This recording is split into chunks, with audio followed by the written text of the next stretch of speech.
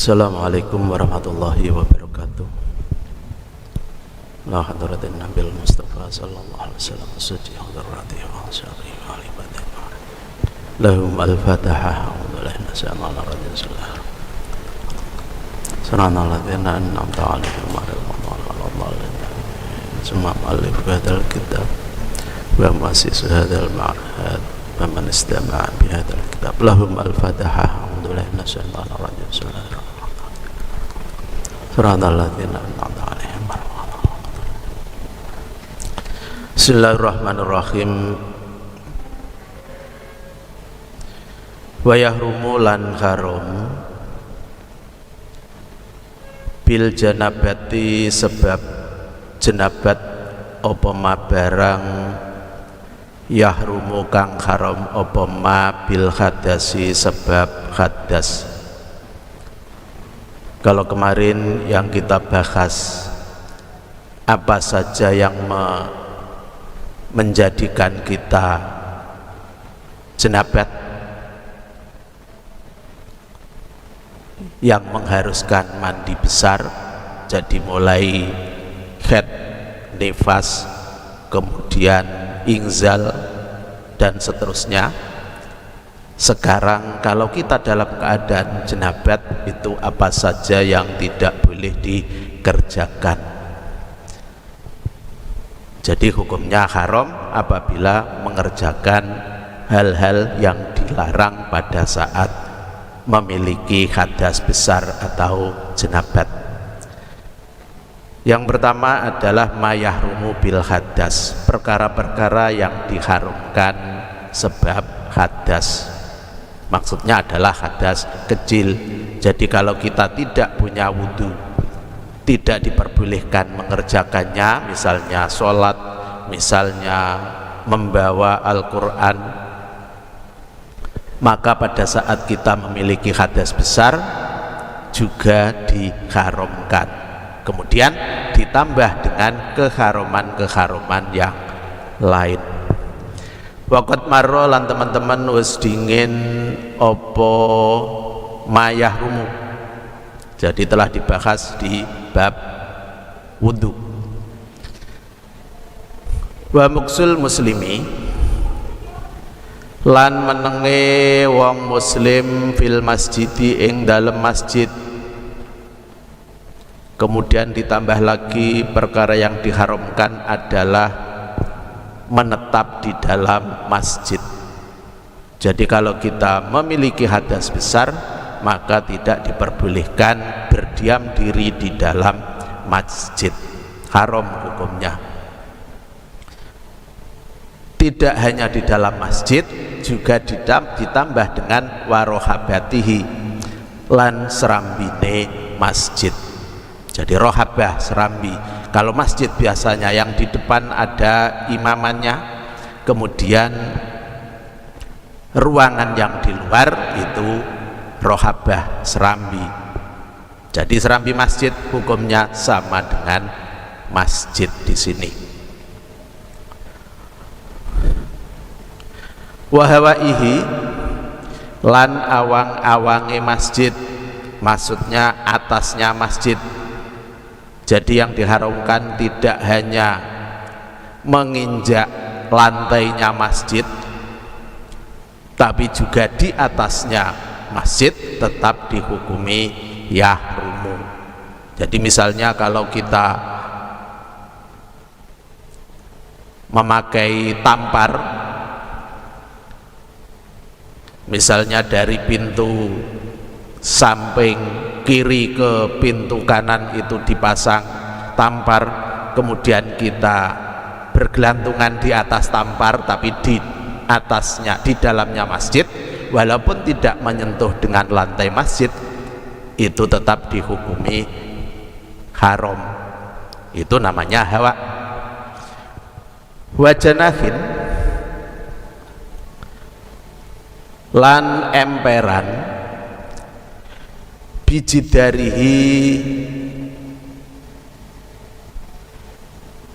kelawan temboke masjid. Wa ingkana senajan ono apa kulluhu sekabehane janah iku fiha wa isari'i ing dalem awang-awange dalan. Kemudian juga diharapkan kita menetap di terasnya masjid yang luar selama terasnya tadi masih menempel dengan temboknya masjid, walaupun teras tadi di luar dan di atas jalan tadi disebutkan seperti itu fiha wa isari'i, maka hukumnya tetap tidak diperbolehkan. Jadi seandainya kita jalan kemudian memiliki hadas besar dan berdiam di teras yang belakang, yang luar dari masjid, itu tetap tidak diperbolehkan. Jadi semua bagian-bagian masjid tidak diperbolehkan ditempati oleh orang yang memiliki hadas besar. Wa bukatin lan panggonan wukifa kang den wakofaken apa ba'duha setengah buah masjidan ing masjid sa'ian khalih sumrambah apa masjid. Kemudian ini juga tidak diperbolehkan kita menetap pada suatu tempat yang telah diwakafkan, dan tempat yang diwakafkan tadi atau tanah yang diwakafkan tadi sebagian dipergunakan untuk masjid, sementara masjidnya belum ditetapkan, masih muhtamil, masih memiliki banyak kemungkinan, di depan apa di belakang, apa di kiri, apa di kanan, seperti itu. Jadi kalau dalam keadaan masih belum dibuat masjid, maka tanah yang telah diwakafkan dan rencananya sebagian dibuat masjid itu sudah tidak boleh digunakan untuk berdiam diri bagi orang yang memiliki hadas besar. Padahal itu masih tanah, belum dibuat, tapi sudah diwakafkan dan kemungkinan sebagian tempatnya digunakan untuk masjid. Liqaulihi krana dawuhe Kanjeng Nabi sallallahu alaihi wasallam, la uhillu, nyatane dawuh la uhillu, la uhillu orang ngalalaken sapa ingsun al masjida ing masjid lihaidin kedue wong kang khet wala junubin lan ora kedue wong kang junub. Ini dasar bahwa orang yang memiliki hadas besar, baik itu khed, nifas atau junub, semuanya tidak diperbolehkan berdiam diri di masjid. Muksun, hanya berdiam diri. Kalau lewat boleh. Jadi misalnya kita mau dari sisi kiri ke sisi kanan, seandainya memutar itu jauh atau dalam keadaan hujan, jalan pintasnya lewat dalam masjid, maka diperbolehkan. Yang tidak diperbolehkan muksun fil masjidi. Dasarnya dari hadis Rasulullah, la uhillul masjidah li haidin wala junubin. Saya tidak menghalalkan di dalam masjid bagi orang yang haid dan orang yang memiliki junub. Hasanahu, ngarani Hasan ing hadis sapa Ibnul Qattani, Ibnul Qattan. Ini yang pertama, perkara yang diharamkan. Yang kedua berarti yang diharamkan bagi orang yang memiliki hadas besar. Wa taraddudun lan mlaku-mlaku fihi ing dalam masjid.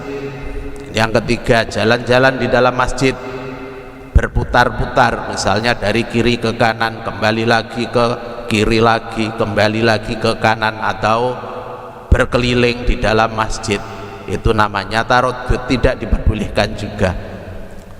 Kalau lewat tadi boleh hanya sekali, dari kiri langsung ke kanan dengan tujuan tertentu. Kalau ini jalan-jalan di dalam masjid, itu hukumnya juga yahrumu apabila memiliki hadas besar. Au fi nahwihi, utawa ing dalem sepadane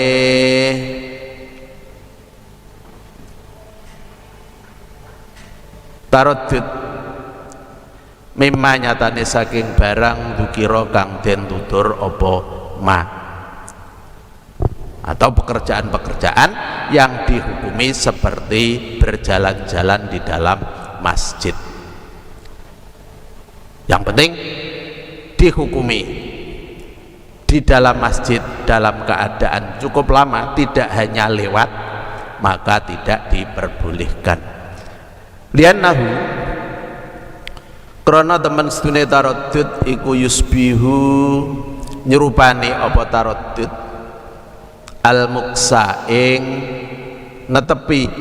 Ini alasannya karena jalan-jalan di dalam masjid itu hukumnya seperti menetap di dalam masjid, hanya saja berpindah dari tempat satu ke tempat yang lain, hakikatnya sama di dalam masjid. Jadi hukum yang dipakai menetapnya di dalam masjid walaupun berpindah-pindah dari pojok kiri, kanan, depan, belakang, tengah, dan seterusnya. Bihlafil uburi, bedani kelawan lewat. Artinya kalau hanya lewat diperbolehkan tadi. Jadi yang tidak diperbolehkan adalah menetap di dalam masjid atau jalan-jalan berputar-putar di dalam masjid. Kalau hanya lewat, walaupun itu di dalam masjid, tidak kembali lagi, maka tidak dihukumi haram. Misalnya dari sisi kiri ke kanan. Kalau dari sisi kiri ke kanan, sebelum keluar kembali lagi ke kiri lagi misalnya, itu dihukumi taraddud, maka tidak diperbolehkan. Naam, ya bener bikhlafil ubur. Jadi benar kalau kita lewat di dalam masjid itu dikecualikan, artinya boleh, tidak dihukumi haram. Wa utai ubur iku khilaful aula, nulayani keutamaan. Tapi walaupun diperbolehkan, hukumnya khilaful aula, menyimpang dari perkara yang lebih utama. Jadi kalau tidak terpaksa, maka sebaiknya kita tidak melewati dalam masjid pada saat memiliki hadas besar, lewat jalan yang lain, karena termasuk khilaful aula. Jadi kita mengambil yang aula, yang lebih utama. Illa li udrin, angin krono udur, pengecualian dari khilaful aula tadi. Kalau dalam keadaan darurat, maka tidak dihukumi khilaful aula. Misalnya kakurbin, kaya dene parek, contoh udrun. Kalau lewat masjid itu lebih dekat, kalau memutar maka jauh, maka dihukumi udur.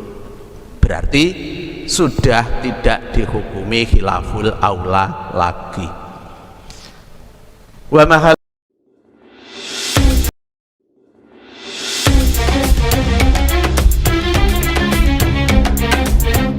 mlaku-mlaku iku idza kana ari kalane ana apa muksun lan taraddud iku li ghairi udrin krana liyane udur. Kemudian ada penjelasan lagi bahwa diharamkannya kita menetap di dalam masjid dan berjalan-jalan di dalam masjid itu apabila dalam keadaan tidak udur, tidak terpaksa.